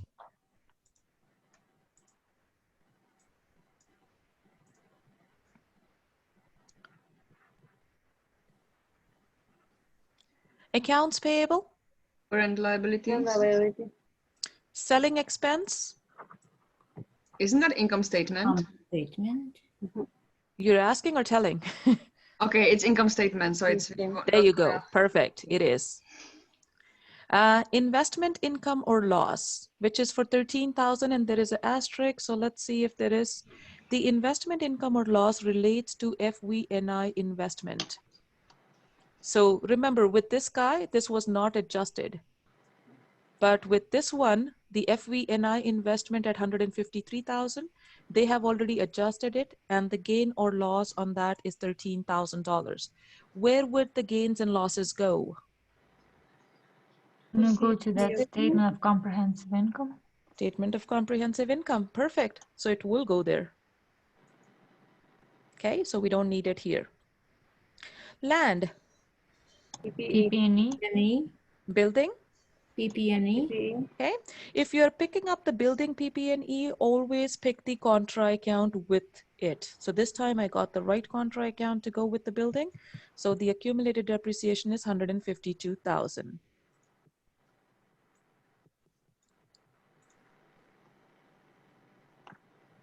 Are we good so far?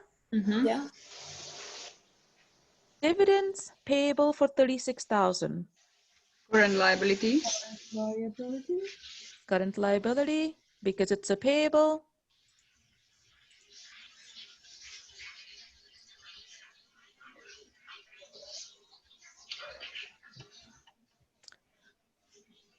Income tax payable. Current liability. Yeah. Current liability. Accounts receivable. Current asset. Current asset. Current asset. Okay, so income tax payable and accounts receivable. Perfect.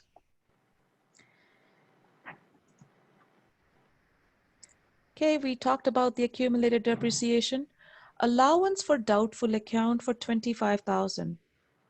Current asset. Current asset contract to account receivable. Contra to, sorry, what? Account receivable. Accounts receivable. Perfect. There. That's your contra account. So your net or the carrying value of your accounts receivable is the difference. So the total is 515,000, but 25,000 of that is your allowance for doubtful account. So your net accounts receivable is 490,000.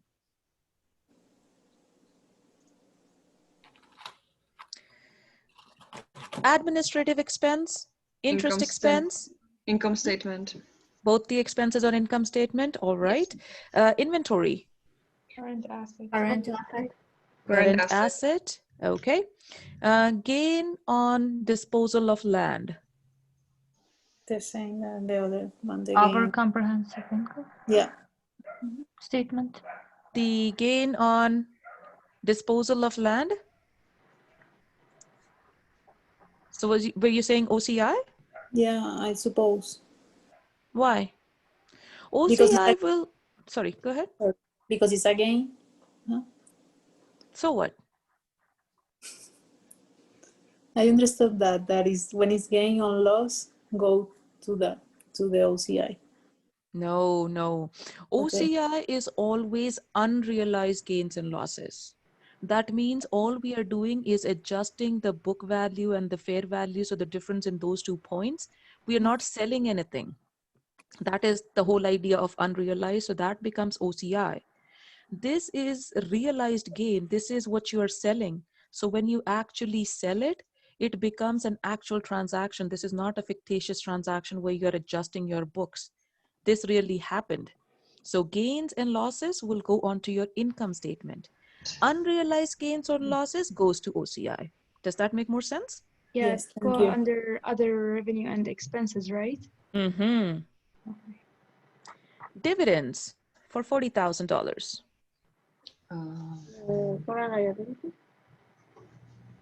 No, that's No, not. it's gonna go into retained earnings statement, statement of retained earnings. Statement of retained yeah, earnings. yeah. So, okay, fine line between dividend of 40,000 and dividend payable of 36,000. If it's a payable, then it's a liability, but this dividend account will go to your statement of changes in equity or your statement of retained earnings. Okay, whichever statement they are preparing under ASPE or IFRS, but it will go to that one of those statements. Notes payable that is due in 5 years. Long-term liability. Long-term liability, okay. Equipment. PPE. Yeah. And we need to pick the contra account. Okay. The depreciation. I was looking at bonds payable, okay. So we want to take the parent and the contra, so equipment and the contra account, and show the net value for that. Yes. Perfect. Okay. So we dealt with accumulated depreciation for equipment. Okay, so all of that is done. Intangible asset, franchise, that's a net of $160,000. Intangible asset. Intangible asset. Okay, then the intangible asset for patent, is that an intangible asset as well? Yes. Yes. Okay. What about the common shares? Equity. Common shares are in equity? Yeah. Common shares, equity of 809. Okay. Common shares. Before common shares, you will see your Return earnings. Preferred share. After. Uh-oh, did I end up deleting everything? No, it's in the top. Oh, no, it's here. There. Common shares for 809,000. Then, okay, in this case, there are no preferred shares, so you can just list it. But if there was any mention of preferred share, I usually leave a line, blank line. In case I come across preferred share, then I always have a place to put that without changing the liquidity sequence. Okay. Retained earnings is $218,000. Equity. Equity? Okay. Okay, we'll hang on to that one. Accumulated other comprehensive income is $80,000. This is an OCI. It's an OCI, okay, so where would it go? That is in the equity section as a OCI. All right. Now, we have accounted for all of the information, but let's see if we can complete our statement of financial position. So we have all of our current assets. We can show a subtotal for that. We have our long-term investments. We can show subtotal for that for $644,000. Our subtotal for PP&E, $1,688,000, which is made up of your land, carrying value of building, and carrying value of equipment. Your intangible total is $355,000. So our assets are a combination of current asset plus long-term investment plus PP&E plus intangible asset. So if I add all of those together, we got $4,222,000. Are we good so far? Yes. Okay. Yep. So then, looking at our liabilities, we are going to sum up all of our current liabilities, comes to $875,000. Oh, did I miss an account for the long-term liabilities? I think I did. There was a notes payable somewhere. Bonds payable. Oh, for this one. Oh, okay, I did. We talked about it, but I didn't bring it in, right? No. Okay. Okay, so your long-term liability is 1.9 million. That's made up of your notes payable and the bonds payable. We also have to show the second element of your financial statement. So your asset is already done. Liability is the next one. So this is the combination of current liability and the long-term liability. So our total liability is $2,775,000. So far, so good? All right. There is one account I would like to ask. If we net income investment. It is stated as investment, but it is in current assets. So what? The FVNI? Yeah, in investment. Yeah. FVNI is always a current asset. The intention is that the company will trade this investment in a short term. So the company just bought, let's say the company bought some shares to quickly flip them and make some money. Because their intention is to sell them in the short term, it becomes a current asset then. Okay. Mm-hmm. All right. So now what we are left with is the retained earnings and accumulated other comprehensive income. Now, if we go with the same idea that my total asset is equal to 4,222,000, then your total liability and shareholder equity has to be the same. Okay. But so we can figure out what our total equity is, because we already know out of this 4,222,000, my total liability is 2,775,000, which means my shareholder equity must be the difference. So far, so good? Yeah. Yes. Yeah. Okay. Okay. But we still don't know what is the retained earnings and accumulated depreciation. Now, in this case, let's see. Why don't we just use the amounts that they gave us? Why don't we use the amounts that they gave us? So the retained earnings is 218,000, and the AOCI is 80,000. Yeah. Okay, let's see. So this was 200. Sorry, this one I remember was 80,000. And how much was the other one? 218. 218, 18? Yes. Okay. Your equation will not balance. Exactly. So that means we are missing something. And that's a good point. Why don't we? So we can take the retained earning that's given at 218,000 and our AOCI right here underneath that. So we are looking at these two accounts. Okay. So if you do use it, this is what you're going to end up with. Now you got a problem because your accounting equation cannot be out. Your asset have to be equal your liabilities plus equity. How do we know that problem is in those two accounts? Because everything else was given to us. Okay, but that was also given. But we will talk about that. But so far, are you guys with me? Yeah. Yeah. The retained earnings, the very fact that these guys are giving us the trial balance, hey, they are not calling this an adjusted trial balance. Remember, this is something very basic that we talked about in the first class or something. Yes. The financial statements are prepared on the adjusted trial balance. This guy is not adjusted, which means even though the retained earnings is shown here for 218,000, this is from last year. So practically, this is my beginning retained earnings, and here I need the ending one. Okay, so this is wrong, and so is this. So let's see how we are going to work with that. So your retained earnings is at the beginning of the year is 218,000. Now, how does your retained earnings change? Think of your retained earnings statement that we did last class. It was one of the easiest one. There are only a couple of elements. There are only two elements that go into it. Net income and Net income dividends.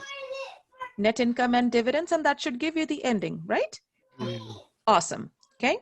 Now we know that the beginning retained earnings was given to us at 218,000. Okay, can you guys please mute yourself? Thank you. Okay, so the beginning retained earnings is given to us at 218,000. The question also gave us dividend, not dividends payable, but this dividend guy. Remember, at that point in time, we said it will go to that retained earnings statement or the statement of changes in equity. We talked about this. So, Adriana, can you please mute your mic? Thank you. So this is where we will account for that information. All right. So your dividend of 40,000 is given to us. Now, what we don't have is the net income. right? We don't have the net income. Nowhere in the question did they tell us what the net income for the period was. But at the same time, they gave us enough information to calculate the net income. Remember, when we were going through these accounts, you guys kept telling me, oh, this is an income statement account. Your sales revenue is an income statement account. Your cost of goods sold, you said, was an income statement account. Then you said selling expense, right? What about this investment income or loss account? Did we say this was an income statement account or not? Yes, I think. Yes. AOCI. Yep. Okay. So that is an income statement account. So then all the incomes and expenses, we brought them here to calculate our net income to say, fine, you didn't tell us what the net income is, but we are smart. We can calculate this. So this is what we are going to do. Our sales revenue was given to us. The investment income or loss account that we were just looking at for 13,000 was given. Your gain on disposal of land, we talked about that and said, oh, this will go to income. Okay, so that's what that account is. And then we brought all of our expenses, cost of goods sold, selling, admin, and interest. So if we take a total of all of these, then your net income is 312,000. Technically, we had enough information to prepare an income statement here. The question didn't ask us to do that. That's why we didn't want to waste time. So we just did our chicken scratch calculations here to say this is what my net income is. As soon as we know the net income, now we can take that guy and flow it to your retained earnings because it always flows through. Now we can figure out the ending retained earnings because my beginning is there. Net income will increase the retained earnings. Dividend of 40,000 will reduce it. So the ending retained earnings is $490,000. So your retained earnings is $490,000. See, now your gap is closing. If you look at your asset and your total liabilities plus equity, the gap is closing. Okay. Now, on the exam, frankly speaking, if you didn't want to calculate AOCI and say, this is the only number that I am left with, and I know everything else is right, so this must be a plug. Whatever is the difference between whatever I'm short by is what this must be. So this must be 148,000. There, it works out now. Otherwise, I have shown you the systematic calculation. I'm okay either way. The opening AOCI balance was 80,000 that was given to us. Because our FVOCI investment went up, it was a gain which increased your AOCI, and that was the $68,000 of difference. In the question here, they had told us that it wasn't adjusted, this one. It was still sitting on the book value. So either you can do it systematically by calculating that 148,000 and then plugging that in, or if you want to do quick and dirty and say, I can't make sense of this, I just want the last number to complete it, use a plug. Either way, you are right. Now I'm done, so go for questions. How did we get the 68,000 of the FVIOC investment? Your investment is sitting at $277,000. Yeah. We have to increase it by 345,000. Increase it to 345,000. So that difference is 68,000. Okay. Mm-hmm. And then also the net income should be net of tax, but there is no tax given in this case. So yeah, if it's not given, then we don't have to worry about it. If it was given, then there would have been another line item in the expense section and your net income would have been lower. So stick to the idea. Okay, thanks. Mm-hmm. Guru, could you please just explain this AOCI account? So we're using this in balance sheet and we're also using this account in income statement? We looked at AOCI last class, guys. So your statement of changes in equity account or the statement had a section for AOCI. So your OCI section from your income statement closes against AOCI.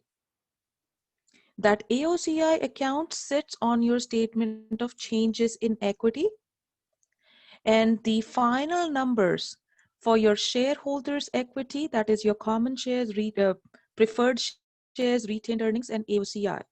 All of those final numbers from changes in equity are then flown through your statement of financial position.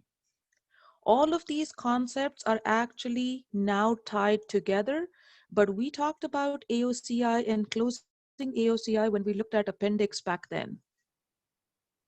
Okay, at that point in time, we talked about the red accounts, but we also talked about an additional OCI temporary account that is closed against AOCI.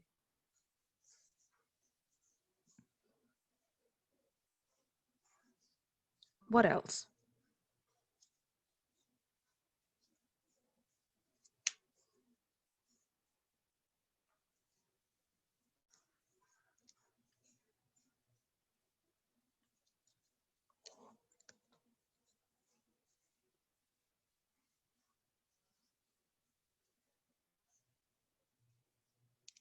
Nothing?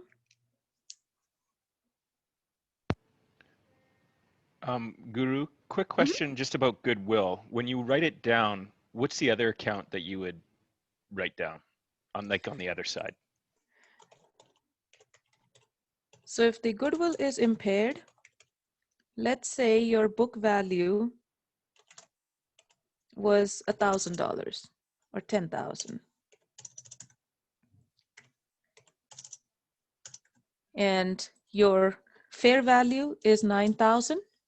That means your books are overstating your asset, which is wrong. We can't have that. Your goodwill is impaired. So our goodwill on the balance sheet here, if there is a line item on your asset section here, that should show 9,000. So the way to reduce that is your asset is going down. So I would credit the goodwill asset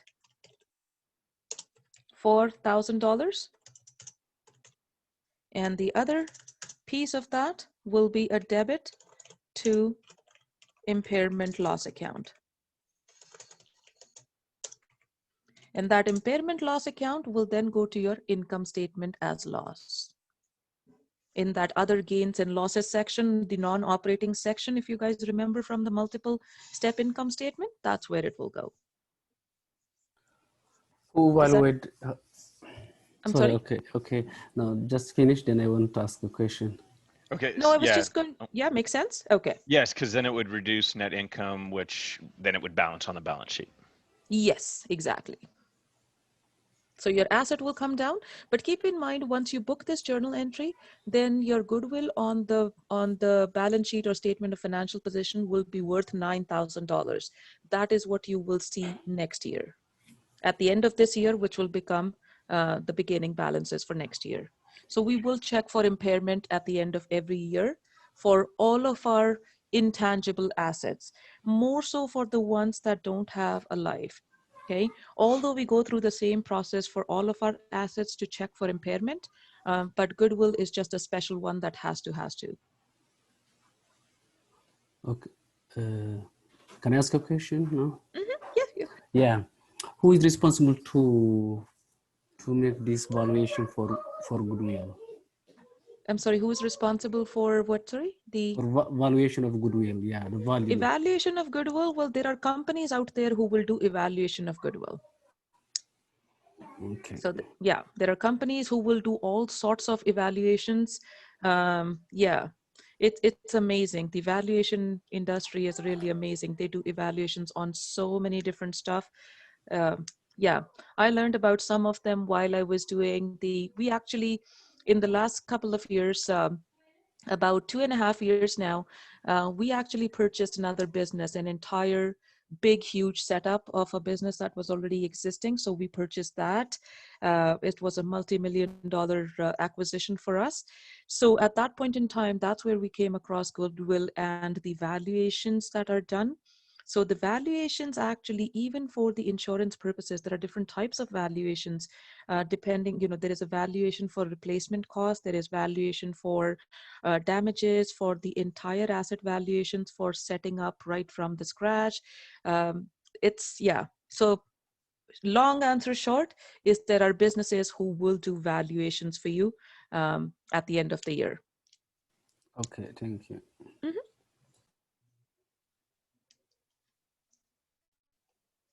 Anything else?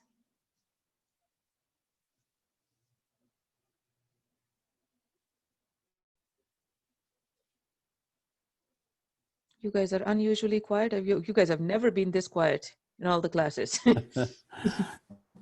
Yeah, so the question regarding the test, so we're just gonna go like in our assignment, assessment, and then tests, and that will be there. Yes, and I will send you those information as well. Yeah, so I will send out those details as soon as it is finalized and what it looks like. But keep in mind, guys, there is only, sorry, did I lose? Okay, there is only so much information that I would be able to share. I can let you know what to expect in terms of the length and how many questions are there and how many marks are allocated to each question, if there are multiple choice or not. Those kind of question I would be able to give the information on, as well as where you can find your exams and how we are going to conduct those. But beyond that, please let's not get into the conversation of what will be covered and what won't be covered. Anything from anything that we have talked about up until today will be a fair game. Okay, so our topic 1 is chapter 2. Well, our topic, like we did not cover chapter 3, right? Because it's kind of like it says measurements. No, yeah, off the top of my head, we didn't, but we are following those topics, the topic 1, 2, 3, 4, and 5, not the chapters. So you want to look at these ICP or the topic Excel sheets and relate it with the chapter where the questions are coming from. So if this is E5-8, then it is coming from chapter 5. Okay. That Okay. is Oh, how you and then we also did from Appendix C, so that means that's where we need to focus for the topic number 3, right? Or topic 2 or something. yes, yeah, Okay. yeah, it was topic number 2, I think, but yeah. Okay, thank you.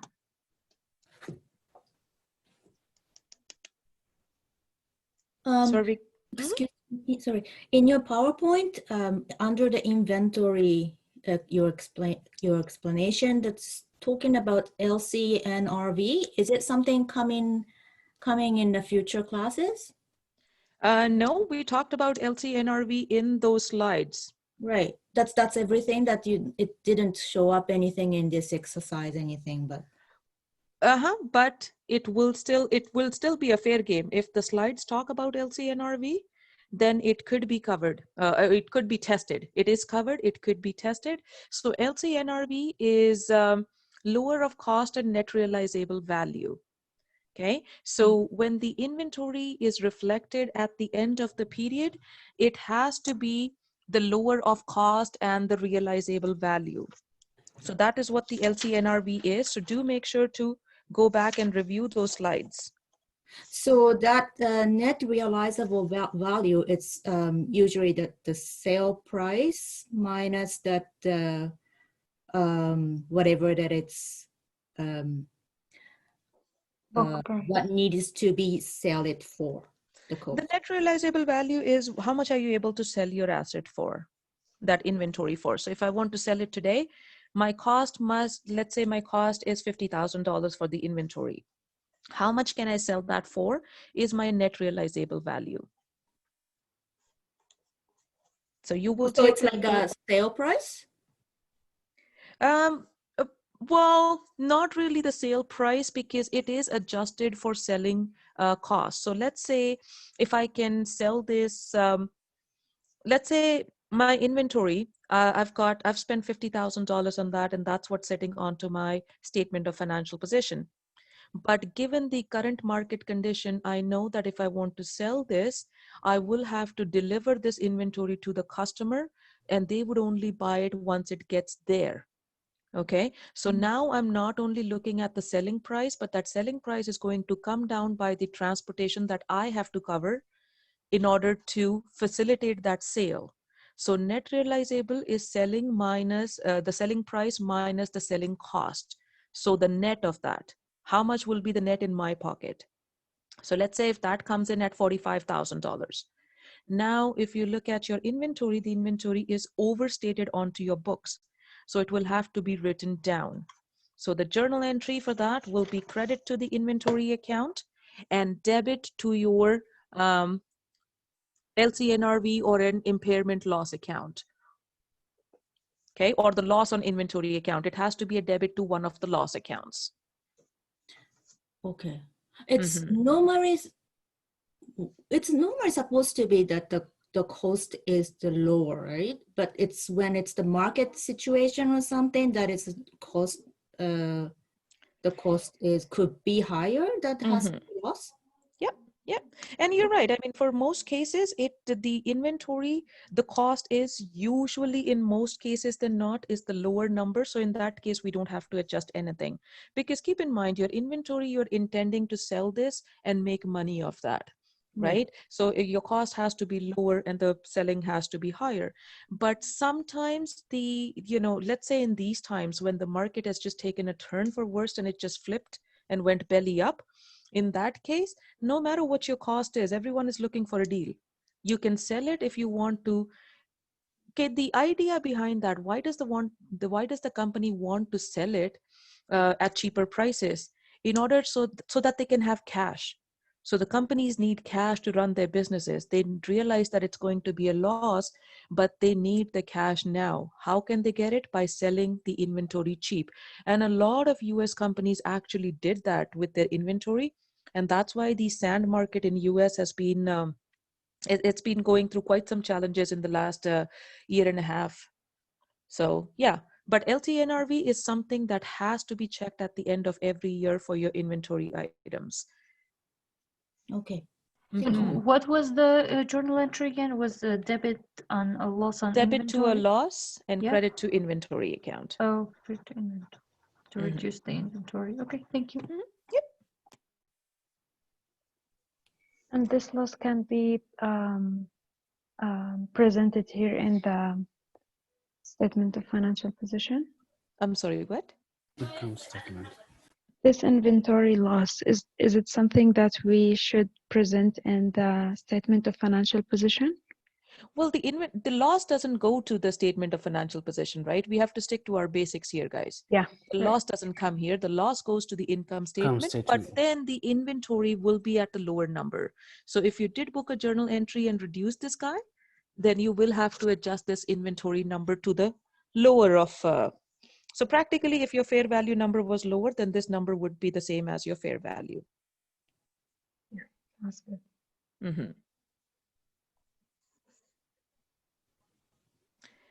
Any other questions before we call it a night?